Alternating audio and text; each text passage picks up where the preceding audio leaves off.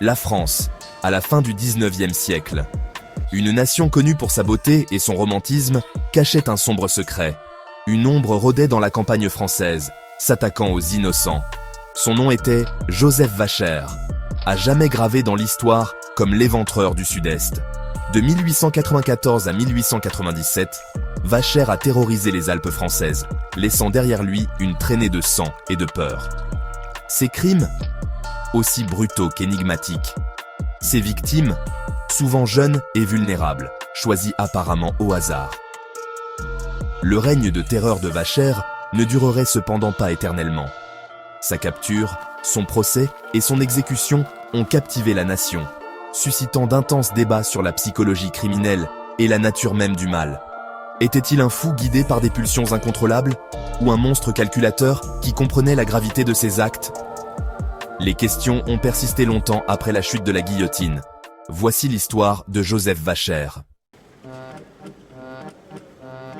L'histoire de Joseph Vacher commence en 1869, dans le petit village de Beauvoir-de-Marck. La vie était rude dans les Alpes françaises. La pauvreté était omniprésente. Les opportunités étaient rares. La famille de Vacher, comme beaucoup d'autres, luttait pour survivre.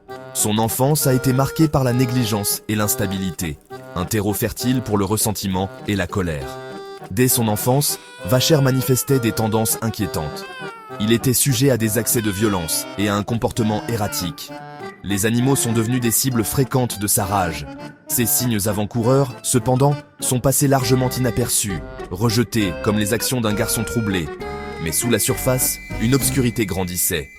À l'âge de 13 ans, Vacher a eu son premier contact avec la loi pour une infraction mineure. Ce fut un tournant. Les dés étaient jetés. Son chemin semblait tout tracé, le menant toujours plus loin sur une route sombre et dangereuse. Chaque transgression alimentait le feu qui le consumait, le poussant plus près du bord du précipice. L'année 1893. Vacher, devenu un jeune homme, commet son premier acte de violence extrême, une tentative de meurtre. Il attaque une jeune femme, Louise, dans un champ près de son village. Elle parvient à le repousser, s'échappant avec sa vie, mais portant les cicatrices physiques et émotionnelles de la rencontre. Vacher, cependant, n'est pas découragé. Ce premier goût de la violence a allumé quelque chose de sinistre en lui. Sa descente dans la folie avait commencé. Emprisonné pour l'agression, Vacher est diagnostiqué instable mentalement. Il est jugé inapte à subir son procès et est interné dans un asile. Son séjour, cependant, est de courte durée. 1 an plus tard, il est libéré, considéré comme guéri et n'étant plus une menace. Cette erreur de jugement aura des conséquences dévastatrices. La libération de Vacher marque le début de son règne de terreur. Il entreprend un voyage nomade à travers la campagne française, se transformant en le monstre dont l'histoire se souviendra, l'éventreur du Sud-Est. Ne se contentant plus de simples agressions, il aspire à quelque chose de plus sinistre, de plus définitif. Il avait pris goût au sang. Le mode opératoire de Vacher était aussi calculé que brutal. Il ciblait des individus jeunes et vulnérables, bergers, ouvriers agricoles, souvent des voyageurs loin de chez eux. Il se liait souvent d'amitié avec eux, gagnant leur confiance avant de frapper. Son arme de prédilection variait, couteau, bâton aiguisé, et même ses propres mains. Chaque attaque portait la signature incontestable d'un sadique, un homme qui se délectait de la souffrance de ses victimes. La brutalité des meurtres a choqué même les enquêteurs les plus endurcis. Les corps étaient souvent mutilés, laissés dans des positions grotesques. Vacher semblait tirer fierté de son travail, laissant derrière lui un spectacle macabre, destiné à semer la terreur. La presse, avide d'histoire, a sensationnalisé les meurtres, alimentant encore la peur et la fascination du public. À mesure que le nombre de victimes augmentait, la pression sur les forces de l'ordre s'intensifiait. La campagne française était en proie à la peur. Les rumeurs sur le tueur, surnommé l'éventreur du Sud-Est, se répandaient comme une traînée de poudre. Les parents refusaient de laisser leurs enfants hors de leur vue. Les voyageurs évitèrent les routes isolées. La nation était à cran, en quête de réponse. La police, cependant, était perplexe. Vacher, maître du déguisement et de la tromperie, laissait peu d'indices derrière lui. Il se déplaçait constamment, se fondant dans la population itinérante de la France rurale. Son absence de mode opératoire fixe le rendait presque impossible à traquer. Malgré les difficultés, une équipe dévouée d'enquêteurs a travaillé sans relâche pour relier les points. Ils ont méticuleusement documenté chaque scène de crime, interrogé des témoins et diffusé des avis de recherche à grande échelle. Ils savaient que quelque part, caché à la vue de tous, se trouvait un monstre qu'il fallait arrêter. Section 6. Justice ou vengeance. Après 2 ans de cavale, le règne de terreur de Vacher a finalement pris fin en 1897. Il a été appréhendé dans un petit village après une attaque ratée. Sa capture a déclenché une frénésie médiatique. Le public, à la fois horrifié et fasciné, a dévoré chaque détail de l'affaire. Le procès de Vacher a été un spectacle public. La salle d'audience débordait de curieux et de journalistes désireux d'apercevoir le célèbre tueur. L'accusation a présenté une montagne de preuves, détaillant la nature atroce de ses crimes. Vacher, cependant, est resté provocateur, se contredisant souvent et offrant des explications bizarres à ses actes. La question de la santé mentale de Vacher était au cœur du procès. Les avocats de la défense ont soutenu qu'il était fou, poussé à tuer par des pulsions incontrôlables, découlant de son enfance troublée et d'une prétendue blessure à la tête. L'accusation, cependant, l'a dépeint comme un manipulateur rusé, pleinement conscient de ses actes et des souffrances qu'il infligeait. Le jury a finalement donné raison à l'accusation. 7e section. La guillotine tombe. Exécution et le débat sur la folie contre le mal.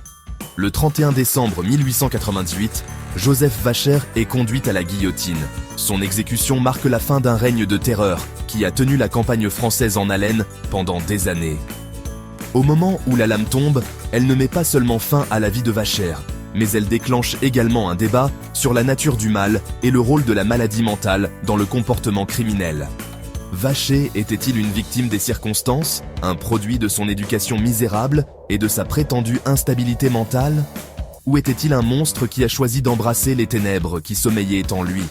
Le débat a fait rage, divisant les experts et le public. L'affaire Vacher a contraint la société à se confronter à des vérités inconfortables sur la capacité humaine à la violence.